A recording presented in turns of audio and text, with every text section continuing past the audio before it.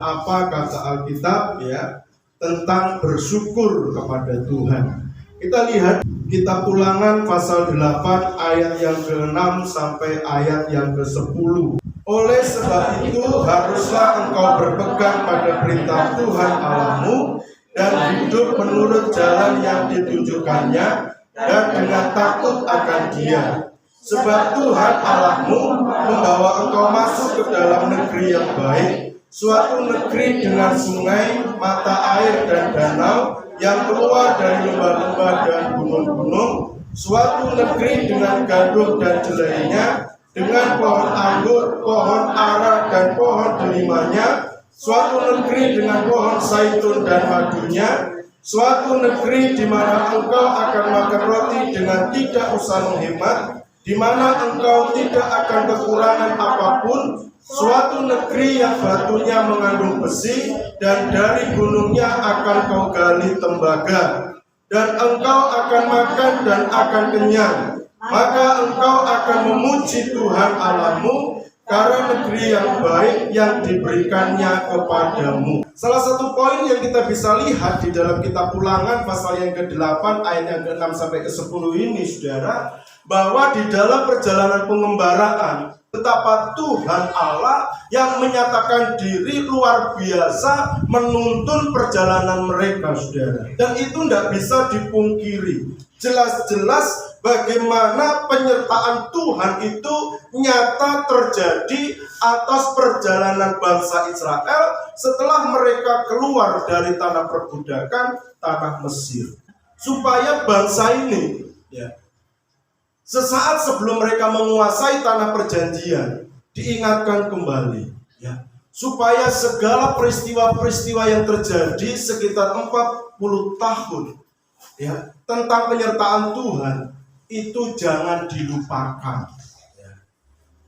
Sebab ketika segala pekerjaan hebat yang Tuhan kerjakan itu tidak dilupakan, hal ini yang akan membuat siapapun orangnya diberikan kemampuan untuk senantiasa mengucap syukur kepada Tuhan.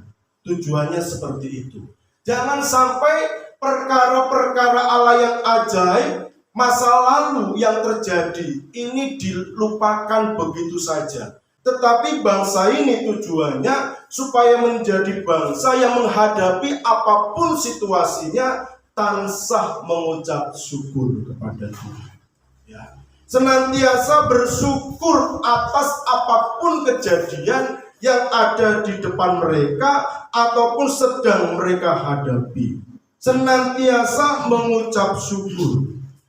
Kita tidak bisa menutup mata bahwa kalau bicara tentang perbuatan baik Tuhan, semua kita itu mengalami, saudara, punya cerita, saudara, punya sejarah tentang bagaimana Tuhan itu luar biasa nyata dalam setiap kita. Olehnya jangan pernah kebaikan Tuhan yang telah Tuhan kerjakan atas hidup kita itu dilupakan begitu saja. Ingat kasih-Nya, ingat kebaikannya dan anugerahnya. Selalu mengingat segala kebaikan Tuhan supaya kita berkemampuan untuk senantiasa mengucap syukur kepada Tuhan. Mengapa seseorang gampang sekali dia berpindah keyakinan? Atau kenapa seseorang gampang sekali dia tidak setia kepada Tuhan, saudara? Sebab masalahnya adalah dia atau orang tersebut gampang sekali melupakan segala hal yang luar biasa yang Tuhan kerjakan atas hidupnya. Sehingga Samuel dia berkepentingan mendirikan batu untuk menunjukkan supaya bangsa ini ingat, ini loh batu yang dia kasih nama Ebenezer. Supaya bangsa Israel itu selalu ingat kalau kemarin Tuhan menolong, hari ini Tuhan menolong, tantangan ke depan apapun itu, ingat pertolongan Tuhan kemarin. Kalau kemarin saja Tuhan menolong, hari ini Tuhan menolong, ke depan pun Tuhan menolong. Maka batu itu kan disebut sebagai batu Ebenezer. Sampai di sini Tuhan menolong. Yang menjadi renungan kita adalah bagaimana agar saya dan saudara tidak gampang melupakan Tuhan. Di hal yang pertama yang saya temukan ada di ayat yang ke-11. Hati-hatilah supaya jangan engkau melupakan Tuhan Allahmu dengan tidak berpegang pada perintah, peraturan dan ketetapannya yang kusampaikan kepadamu pada hari ini. Jadi hal yang pertama agar saya dan saudara tidak mudah gampang melupakan Tuhan adalah berketetapan untuk tetap berpegang teguh kepada kebenaran firman Allah. Tetap pegang teguh, saudara.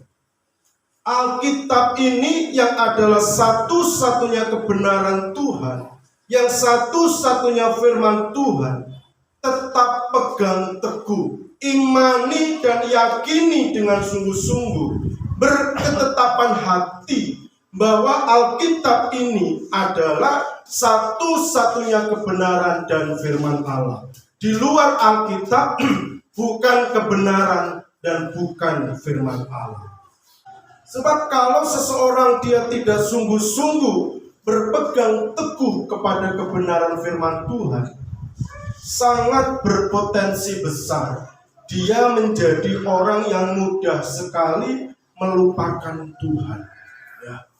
Gampang sekali dia tidak lagi percaya kepada Tuhan. Yohanes pasal yang ke-6 di ayat yang ke-60 dan 66. Sesudah mendengar semuanya itu, banyak dari murid-murid Yesus yang berkata, perkataan ini keras, siapakah yang sanggup mendengarnya? 66. Mulai dari waktu itu, banyak murid-muridnya mengundurkan diri dan tidak lagi mengikut dia. Setelah peristiwa Yesus memberi makan 5.000 orang, semuanya menjadi berubah. Dan orang itu berpikiran sangat sederhana, sempit mereka berpikir. Wah, ini kalau Yesusnya dijadikan raja, enak. Kita nggak usah kerja keras. Lawang cuma berbekal dari sesuatu yang minimalis, sesuatu yang sedikit. Cuma 5 roti 2 ikan. Itu bisa mencukupi kebutuhan sekian ribu orang. 5.000 laki-laki saja yang dicatat, belum anak-anak, belum perempuan. Mereka semua makan sampai kenyang, bahkan sisa. Wah, ini Yesusnya hebat. Kita kenyang, saudara. Biasanya ujian terberat itu masalah perut, ya. Kalau orang sudah lapar itu biasanya menghalalkan segala cara. Dan itu juga sama. Setelah peristiwa Yesus memberi makan 5.000 orang, kemudian Yesus pergi naik perahu, begitu menyeberang ke arah seberang, murid-murid yang lain melalui pinggiran pantai, saudara, supaya nanti ketemu Yesus. Setelah ketemu Yesus, wah mereka senang. Wah guru, kapan engkau nyampe di sini? Wah bila mana engkau tiba di sini? Gimana guru ceritanya? Wah antusias, saudara. Kemudian mulailah di situ Yesus memberikan kebenaran firman Tuhan. Ya, sebetulnya roti yang pernah aku kasih kemarin tentang 5 roti 2 ikan itu, ya, itu kamu makan terus langsung ke jalan. Tapi sebenarnya yang harus kamu makan itu adalah diriku ini. Aku ini adalah roti hidup. Mulai mereka gusar. Ya. Kalau engkau hanya berkepentingan tentang makanan jasmani, binasa. Tapi kalau engkau tetap tinggal di dalam aku dan aku tinggal di dalam engkau, itu hidup kekal seperti itu. Ya. Kemudian mereka mulai kasak kusuk, berusaha kusuk. Wah, perkataan ini keras. Mandes tenang. Lu mosok lu awake dhewe iki disuruh makan Yesus. Lah kepiye? Mereka nggak bisa menerima apa yang mereka dengar yang Yesus sampaikan. Kemudian di ayat yang ke-60 tadi dikatakan, setelah mereka mendengar semua apa yang disampaikan oleh Yesus, mereka mengatakan, perkataan ini keras. Siapa yang sanggup mendengarnya? Baru di ayat yang ke-66, pada waktu itu banyak murid-murid Yesus yang mengundurkan diri dan tidak lagi mengikuti dia. Kemudian secara pribadi, Yesus berurusan dengan murid-murid khusus yang disebut sebagai 12 murid. Tanya kepada mereka, murid-murid apakah kamu tidak mau pergi juga? Seperti mereka yang sudah mundur ini. Petrus mewakili sikap ke-12 murid. Enggak, guru. Ya, dikatakan perkataanmu adalah perkataan hidup yang kekal. Dan kami telah percaya dan tahu bahwa engkau adalah yang kudus dari Allah. Ya. Petrus memberikan satu statement yang luar biasa. Perkataanmu, kebenaran firman Tuhan, itu adalah perkataan hidup hari ini, menuntun sampai kepada hidup yang kekal di dalam kerajaan surga. Ulangan pasal 8 ayat yang ke-14. Jangan engkau tinggi hati sehingga engkau melupakan Tuhan Allahmu yang membawa engkau keluar dari tanah Mesir, dari rumah perbudakan. Bagaimana agar kita tidak mengalami situasi melupakan Tuhan? Ya. Yang kedua adalah berketetapan untuk tetap rendah hati, saudara. Bukan tentang hebatnya kita, saudara. Ya. Bukan tentang megahnya kita. Bukan tentang ada hal-hal atau nilai-nilai yang mungkin luar biasa di diri kita, saudara, sehingga anugerah itu diberikan. Tidak. Semua itu hanya karena Tuhan. Amin, saudara. Semua itu hanya karena kebaikan Tuhan sajalah yang memampukan kita ada sampai hari ini. Bukan kuat dan gagah kita, tetapi semua karena kasih anugerah yang Tuhan berikan bagi hidup kita. Itu artinya kita tetap berada dalam kerendahan hati, mengalami segala kebaikan Tuhan, pertolongan Tuhan, mujizat Tuhan, atau segala kepercayaan yang Tuhan percayakan kepada kita hari ini, pun kita menyikapinya tetap rendah hati. Ya.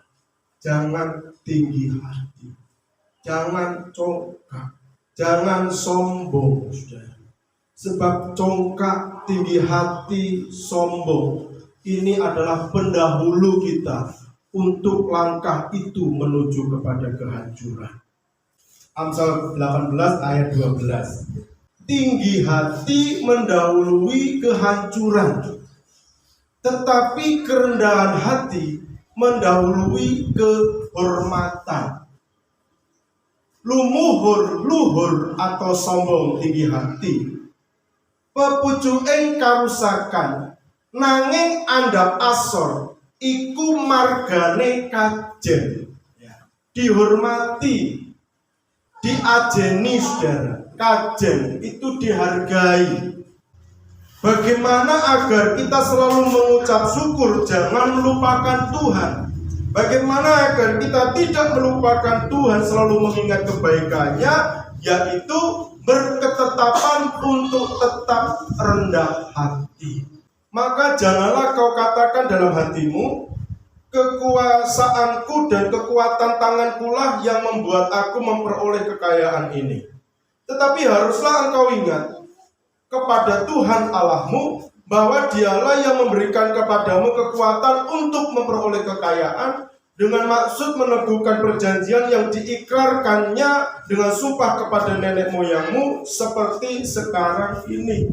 Kekuatan, kemampuan untuk kita bisa mengerjakan segala sesuatu, ide-ide kreatif yang Tuhan taruh dalam diri kita, itu adalah anugerah yang Tuhan berikan kepada kita.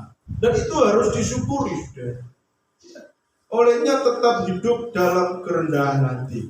Kalau kita mampu bisa mengerjakan ini, itu, kita bisa memperoleh ini, itu, nyatakan bahwa semua terjadi karena Tuhan. Semua karena Tuhan yang memberikan kekuatan dalam hidup saya dan saudara. Bukan tentang kuat dan gagah kita, tetapi semua hanya karena kemurahan Tuhan.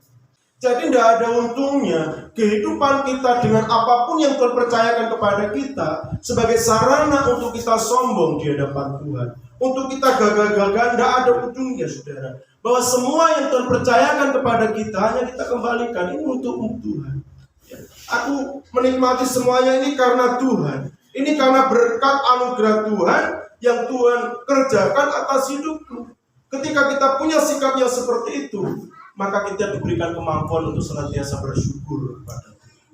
Tuhan Yesus memberkati kita. Bahwa segala kehidupan kita sampai hari ini semua karena kebaikan Tuhan, semua karena anugerah yang dipercayakan Tuhan dalam hidup kita sebagai bukan karena hebat kita, bukan karena kuat kita,